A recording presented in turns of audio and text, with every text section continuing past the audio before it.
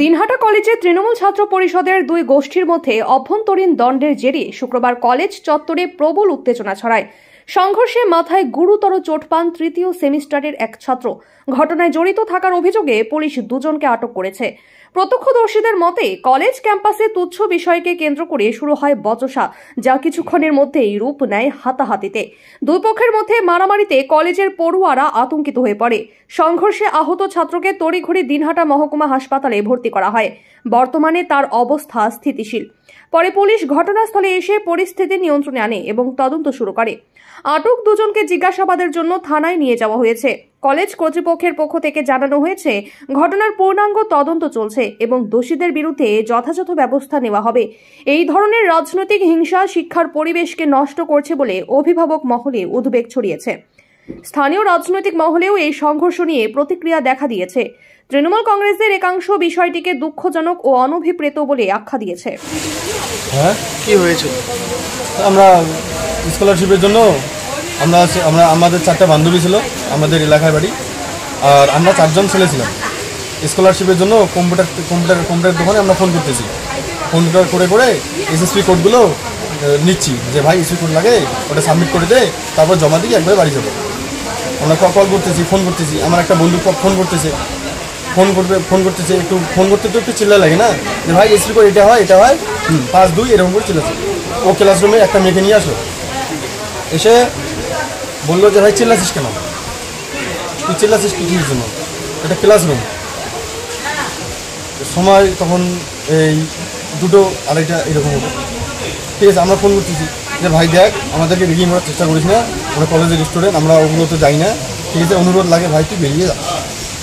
তারপরে আবারও বলতেছে তুই চিল্লাছিস কেন, আরে ভাই আমরা ফোন করছি যে আমরা চিল্লাচ্ছি কোথায়। তারপরে ওর আমার হাতটা ধরে ক্লাসরুম থেকে বাইরে আনলো, যে এখন বল তুই কী বলবি, এখন বল। ঠিক আছে, এখন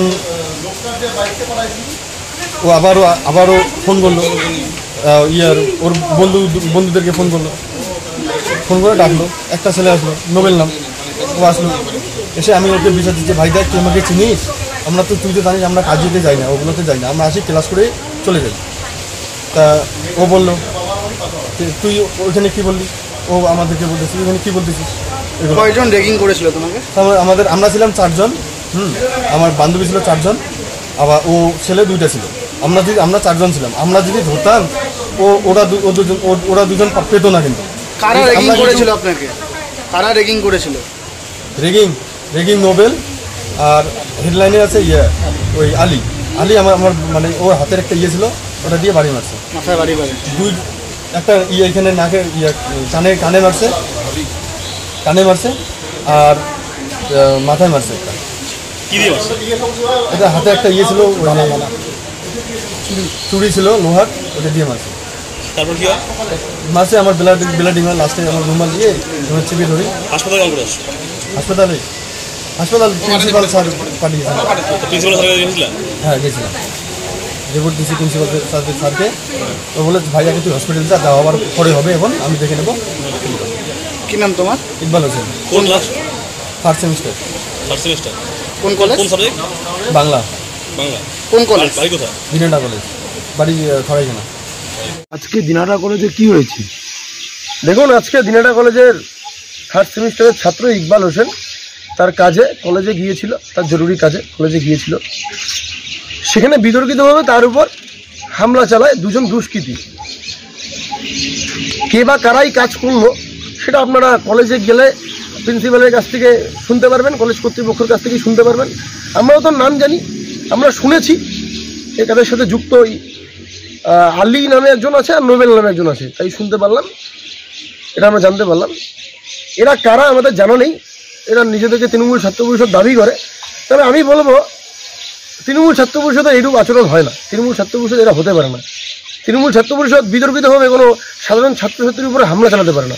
তৃণমূল ছাত্র পরিষদের কাজটা হচ্ছে কোথায় ছাত্রছাত্রীর অসুবিধা হচ্ছে সেখানে গিয়ে তার পাশে দাঁড়ানো, সেই সাধারণ ছাত্রছাত্রীর পাশে দাঁড়িয়ে তার সমস্যার সমাধান করা। তৃণমূল ছাত্র পরিষদ, যারা প্রকৃত তৃণমূল ছাত্র পরিষদ, তাদের এইরূপ মনোভাব থাকতে পারে না, তারা তৃণমূল ছাত্র পরিষদ হতে পারে না। এবং আমরা প্রশাসনের কাছে দ্বারস্থ হয়েছি, আমরা প্রশাসনের কাছে আবেদন রাখছি কলেজ কর্তৃপক্ষের কাছে আবেদন রাখছি, মাননীয় প্রিন্সিপাল সাহেবের কাছেও আমরা আবেদন রাখছি, অনুরোধ করছি যে এসব ধরনের গুন্ডারা যারা চালাচ্ছে, যারা চালাচ্ছে তাদের বিরুদ্ধে কঠোর থেকে কঠোর শাস্তি যেন হয় এবং কলেজের সুষ্ঠু পরিবেশ যেন বজায় থাকে, সাধারণ ছাত্রছাত্রী যেন ঠিকভাবে পড়াশোনা করে এই কলেজটার নাম করতে পারে। আমাদের দিনাটা প্রাণের শহর দিনাটা, আমাদের দিনাটা কলেজ খুবই শান্তিপ্রিয় একটি জায়গা, শান্তিপ্রিয় একটি কলেজ।